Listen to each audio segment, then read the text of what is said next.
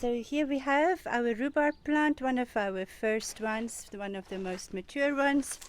As you can see, very big leaves, and it's even producing some flowers at the moment. So we're going to cut some stalks. So when you have a look down there, there's one that's slightly pinky at the base, so we're going to cut some of these. So you just cut really close to the plant, and that's it. And you do not leave the leaves, use the leaves. So we'll just cut the leaves off. So we'll take that aside, and that is it. Hi everyone, very welcome to my channel.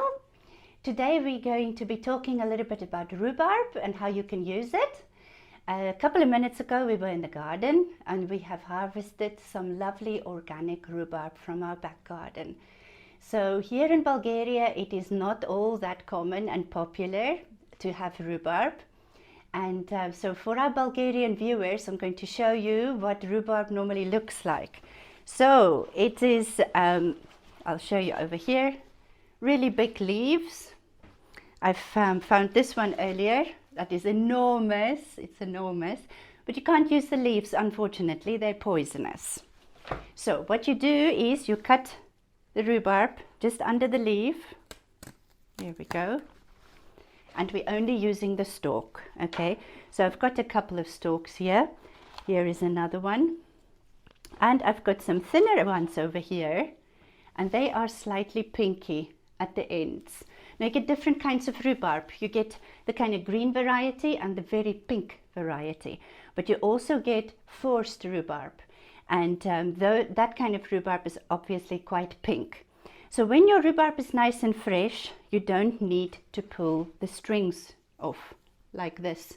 But when your rhubarb is a little bit more mature, then it's a good idea to pull the strings off. So the easiest way to do that is you put your little knife in and you pull the strings off like this. So you're basically peeling it. So let's talk about rhubarb for a moment. This smells amazing. It's got a distinct aroma or flavor as well. So the sky's the limit with the rhubarb. You will see in my previous videos, there is one video showing you 3 different recipes.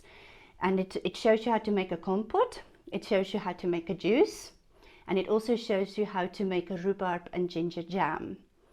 So in another video, I have made some delicious rhubarb ice cream with goji berries. And you start off with making a Dukan custard, and then you're adding again your rhubarb compote that you've blended, and that becomes the main flavor of the ice cream. So it's really delicious. So since then I've been working on something. I wanted to create a rhubarb cake that doesn't have a lot of dairy in it. So this recipe only contains eggs, no milk products. So there's a raising agent, so you can either use baking powder or bicarbonate of soda.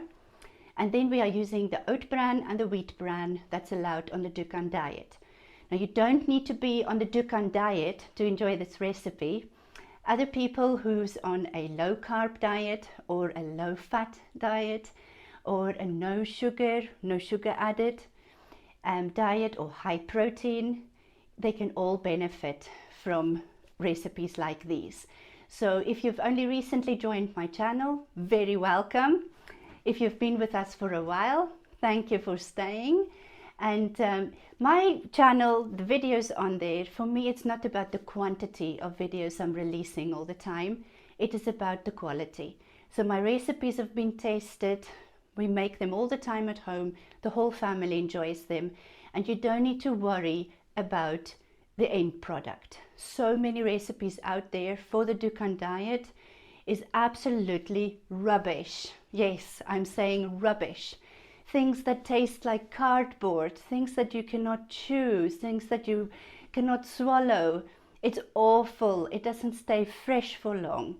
So this recipe, do not fear. You can keep these muffins in the fridge for 3 or 4 days.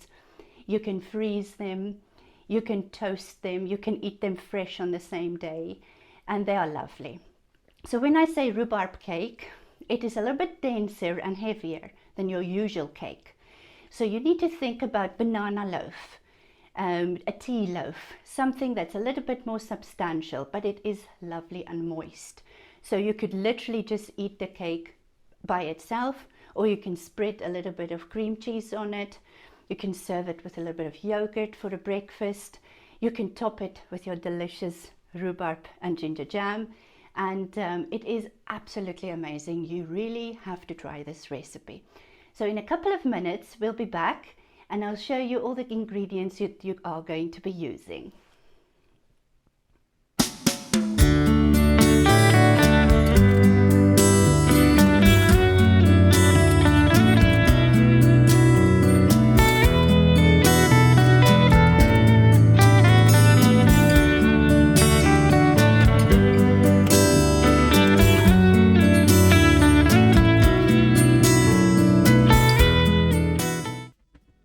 So here we are. There's 250 grams rhubarb with 250 ml water, and I'm just going to cook that till that is soft, and that we will use then to measure out for our cake.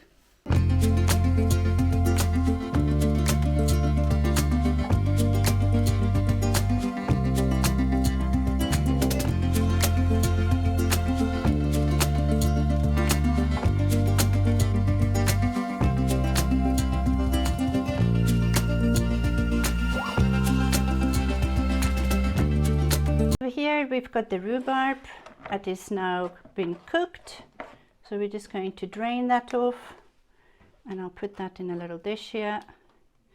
So when you watch my rhubarb compote and juice video, you will see this is what you do. The juice in here you can sweeten and you can dilute it, so you just sweeten it to taste. So what I'm going to do here today is I'm going to put a half a teaspoon of sweetener here into the rhubarb, because the recipe says sweetened rhubarb, so that's what we'll do.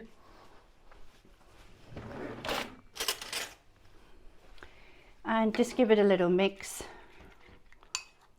There we go. And you need to leave this now to cool off a little bit. You can see that's pretty hot, and then the juice you can keep for later. There we go. So let's just quickly go through the other ingredients. You're going to need 3 small eggs or 2 large. Then I've got 3 teaspoons of baking powder or 10 grams. Then I've got wheat bran 20 grams, and I've got oat bran 150 grams. So we're going to measure out the rhubarb in here. Needs to be a 3/4 cup. So we will do that to see if we get that out of this recipe, which hopefully we will. And then what we're going to do, we're going to put all the dry ingredients together. I think it's a little bit less. There we go. So I would say a half a cup, but quite full. So you can add a little bit more. You can use a 3/4 cup if you wish, and that should be fine as well. Okay, so we put the eggs in a bowl here. Give them a little whisk. Break them up a bit.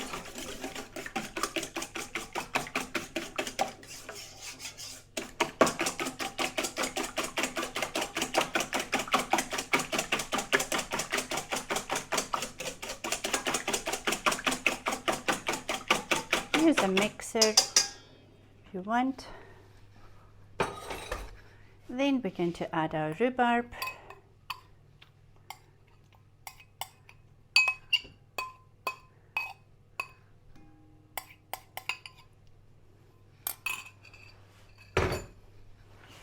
And then we're just going to give it a little mix.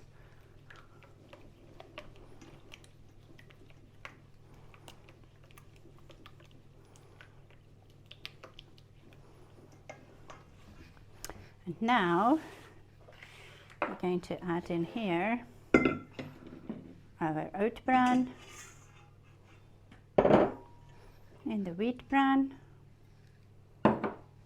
and then our baking powder.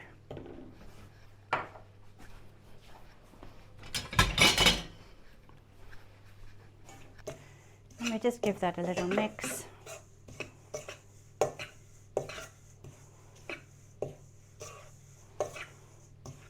Now if you wanted, you could use a little bit of cinnamon. I'm going to add a couple of teaspoons of cinnamon to this. So here we go. Nice big heaped teaspoon. Another one. And I really like this bit of cinnamon in there. Little mix.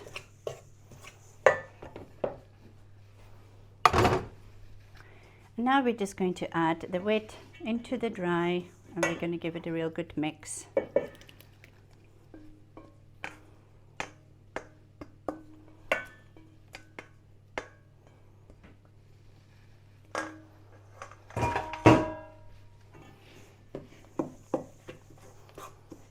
Now if the mixture looks a little bit dry, you can add a little bit of your rhubarb juice at this point. But it just needs to kind of look like a batter. And then you know that is perfect.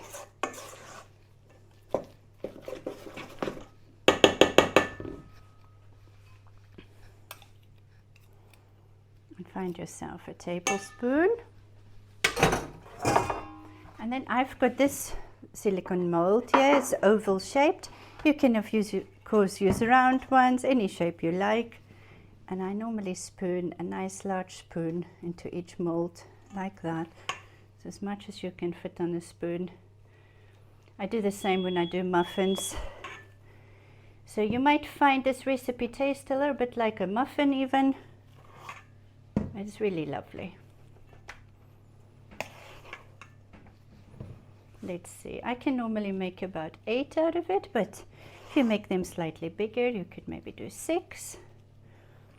So you need to just calculate how much oat bran is in each muffin or cake, or if you do them in a small loaf, you can decide how many slices you need to slice it into to get your daily amount. Let's have a look here.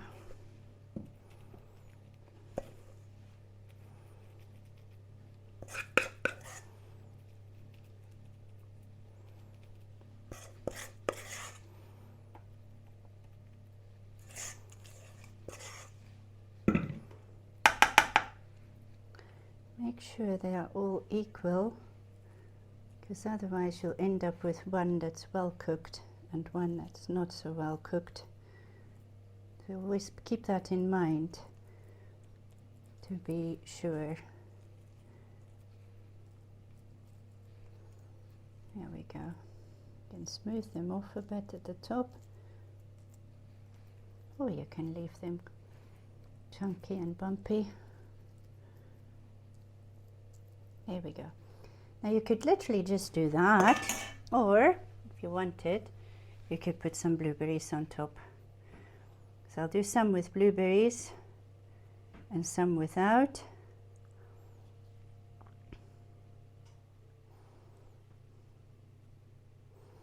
You can use more than 2 blueberries, obviously. So here we go. So we're going to be baking this now, and we've already got the oven on at 180, and we're going to bake them for about 20 minutes.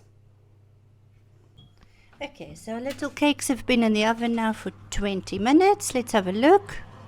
Here we are. So you'll see they're coming loose from the sides, and when you press them, they're kind of bouncing back. There we go, and that's what you want. So we're going to leave them to cool off a bit. Okay, so now the cakes have cooled off a little bit. Let's have a look. So these are the ones, the blueberries and the plain ones. So they're not very high, they're quite low. But if you've added a little bit more rhubarb, and you can also add a little bit more baking powder, they can be a little bit higher. So my previous batch was slightly bigger than these guys, but they are still perfect. So let's have a look. So I'm going to cut it open for you so you can see, just in half, and you'll see there they are lovely and moist. They're not dry at all, and you can literally just eat them like this. Or if you wanted to add something, you can put a little bit of spread on. This quark is really good, or a cream cheese, and then you just put a tiny bit of spread on it. Let's have a look here. There we are. So just a tiny little bit, doesn't need much. And then, if you've watched some of my other videos, I've made some rhubarb and ginger jam. So this is one of my homemade jams. So what you can do then is you can add a little bit of jam on top. And for me, that is absolutely the best way to have these. So a little bit of jam, you can use a little bit less if you like. This is maybe a little bit too much for some of us. But there we go. All right, so the first option could be something like this. Here we are. Then let's have a look. Another way what you could do is you could take a little bit of Skyr, and this one is really lovely. It's plain, it's natural, and you will have a look here. This one is 0.2% fat, so it is really, really low in fat, and it's got lots and lots of protein. So we can open this one, and then what I'm going to do is mix a little bit in a small bowl here. So you'll see it makes a liquid on top, so don't worry about that. Just stir that into the Skyr. It's totally natural.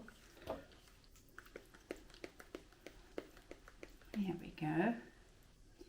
So I'm going to just spoon a little bit in this dish here, because I'm going to need that later on, and a little bit in here. And then if you wanted to, you could sweeten it with a little drop of sweetener. Here we go. And just be extremely careful with liquid sweetener. You really just want a couple of drops. Here we go. And I've also got a little bit of vanilla, which is great flavor in here as well. Tiny bit of vanilla. There we go. Going to give that a little stir. That smells lovely. So now we've got some sweetened Skyr here, and I'll show you what we do now. Cut this one open, and I'm going to pretend that it's like a scone, so just going to pile a little bit of the Skyr on top. Imagine that's whipped cream. There we go. I love this kind of thing, it's really yummy. And then with our spare blueberries here, we can just put a couple of blueberries on there as a little garnish. So these are just ideas for you of what you can do and what you would be allowed on the Dukan diet. So here we go. So we've got two ideas here. And the ones at the bottom here is with the blueberries. We can cut one of those just to see what they look like. Let's have a look. The blueberries, you can, if you wanted to, push them in a little bit deeper, then you will see them when you cut the little cake open. So what I'm going to do with this one is I'll just put that here. So I'm going to serve one plain, one with blueberries, and then a little bit of Skyr here, and I'm going to put a little bit of jam on there as well. So it gives you a couple of options. And that is the end of the video, guys. Thank you so much for watching, guys. I hope you enjoyed the video, and I hope that you will be trying to make some of these cakes for yourself. It's really easy. If you can find a little bit of rhubarb in your supermarket or your farmer's market, please come and try it out. There's lots of great things you can do with rhubarb, and on the Dukan diet you can have it unlimited on your PV days, your vegetable days, And on your protein days, you're even allowed a small amount of rhubarb. So it's a wonderful vegetable, and it's got lots and lots and lots of health benefits as well. So you should really give it a go. So if you have not subscribed yet, please subscribe.